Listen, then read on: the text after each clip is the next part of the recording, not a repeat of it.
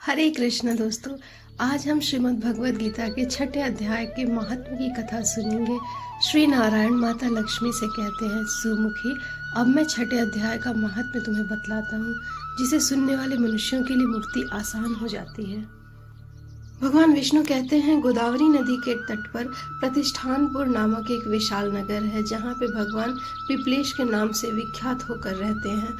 उस नगर में जनश्रुति नामक एक राजा रहते हैं, जो भूमंडल की प्रजा को अत्यंत प्रिय थे। उनका प्रताप मार्तंड मंडल के प्रचंड तेज के समान जान पड़ता है। प्रतिदिन होने वाले उनके यज्ञ के कुएं से नंदनवन के कल्प वृक्ष इस प्रकार काले पड़ गए थे, मानो राजा की असाधारण दानशीलता को देखकर वे लज्जित हो गए हों। उस राजा के शासन काल में खेती में होने वाले 6 प्रकार के उपद्रवों के लिए कोई भी स्थान नहीं था। राजा बावड़ी, कुएं और पोखरे खुदवाने के बहाने मानो प्रतिदिन पृथ्वी के भीतर के निधियों का अवलोकन करते थे। एक समय की बात है, राजा के दान, तप, यज्ञ और प्रजा पालन से संतुष्ट होकर स्वर्ग के देवता उन्हें वर देने के लिए आए। वे कमलनाल के समान उज्जवल हंसों का रूप धारण कर अपनी पंख हिलाते हुए आकाश मार्ग से उड़ने लगे। उड़ते हुए वे सभी हंस परस्पर बातचीत करते जाते थे।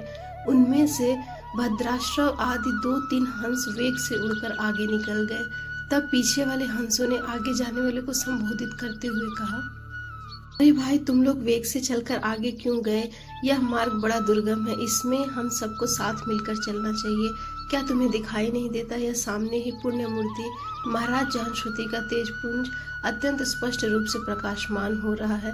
उस तेज से भस्म होने की आशंका है, अतः सावधान होकर चलना चाहिए। पीछे वाले हंसों के ये वचन सुनकर आगे वाले हंस हंस पड़े और उच्च स्वर से उनकी बातों की अवहेलना करते हुए बोले, अरे भाई, क्या इस राजा जानश्रुति का तेज ब्रह्मवादी महात्मा रैक्व के तेज से भी अधिक तीव्र है?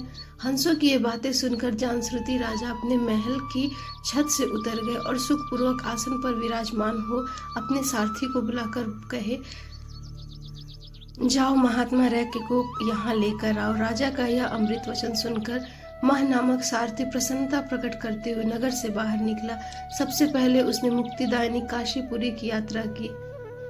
तदंतर नाना तीर्थों में भ्रमण करता हुआ सारथी पाप नाशिनी मथुरापुरी आ गया। वहां भगवान श्री कृष्ण का आदि स्थान है, जो परम महान तथा मोक्ष प्रदान करने वाला है। गोवर्धन पर्वत होने से मथुरा मंडल की शोभा और बढ़ गई है।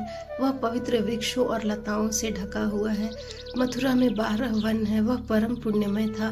सबको विश्राम देने वाले ऋतुओं के सारभूत भगवान श्री कृष्ण की आधार भूमि है।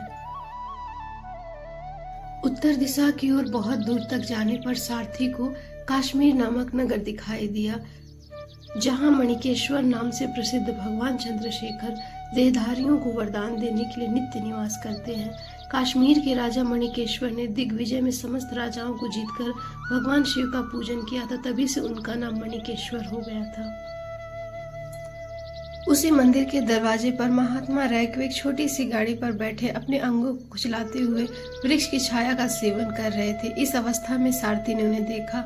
राजा के बताए हुए भिन्न भिन्न चिन्हों से उसने शीघ्र ही रैक्व मुनि को पहचान लिया और उनके चरणों में प्रणाम करके कहा, ब्राह्मण, आप किस स्थान पर रहते हैं? आपका पूरा नाम क्या है? आप तो सदा स्वच्छंद विचरने वाले हैं, फिर यहाँ किस लिए ठहरे हैं? सारथी के वचन सुनकर महात्मा रैक्व ने कुछ सोचकर कहा, यद्यपि हम पूर्ण काम हैं, हमें किसी वस्तु की आवश्यकता नहीं, तथापि कोई भी हमारी मनोवृत्ति के अनुसार परिचर्या कर सकता है। रैक्व के हार्दिक अभिप्राय को आदर पूर्वक ग्रहण करके सारथी धीरे से राजा के पास चल दिया। पहुंचकर राजा को प्रणाम करके उसने हाथ जोड़कर सारा वचन सुनाया। उस समय स्वामी के दर्शन से उसके मन में बड़ी प्रसन्नता थी। अपने सारथी की यह अवस्था देखकर महात्मा रैक्व का सत्कार करने की बड़ी तीव्र लालसा राजा के मन में हुई। अतः उन्होंने गाड़ी लेकर यात्रा की। साथ ही मोती के हार, अच्छे अच्छे वस्त्र और 1 सहस्त्र गौएं भी साथ में ले गए। काश्मीर मंडल में महात्मा रैक्व जहाँ रहते थे, उस स्थान पर पहुंचकर राजा ने सारी वस्तु उनके आगे निवेदित की। पृथ्वी पर पड़कर साष्टांग प्रणाम किया। महात्मा रैक्व अत्यंत भक्ति के साथ चरणों में पड़े हुए राजा जानश्रुति पर कोपित हो उठे। महात्मा रैक्व क्रोध में आकर कहे, अरे शूद्र, तू दुष्ट राजा है, तू क्या मेरा वृत्तांत नहीं जानता? यह खच्चरियों से जुती हुई अपनी ऊंची गाड़ी ले जा, ये वस्त्र, ये मोतियों के हार और दूध देने वाली गौवें भी साथ ले जा। इस तरह आज्ञा देकर रैक्य ने राजा के मन में भय उत्पन्न कर दिया। तब राजा ने शाप के भय से महात्मा रैक्य के दोनों चरण पकड़ लिए और भक्ति पूर्वक कहा, ब्राह्मण, मुझ पर प्रसन्न होइए भगवान, आप में यह अद्भुत माहात्म्य कैसे आया? प्रसन्न होकर मुझे ठीक ठीक बताइए। रैक्य ने कहा, राजन, मैं प्रतिदिन गीता के 6ठे अध्याय का जप करता हूँ। इसी से मेरी तेजो राशि देवताओं के लिए भी दुस्सह है।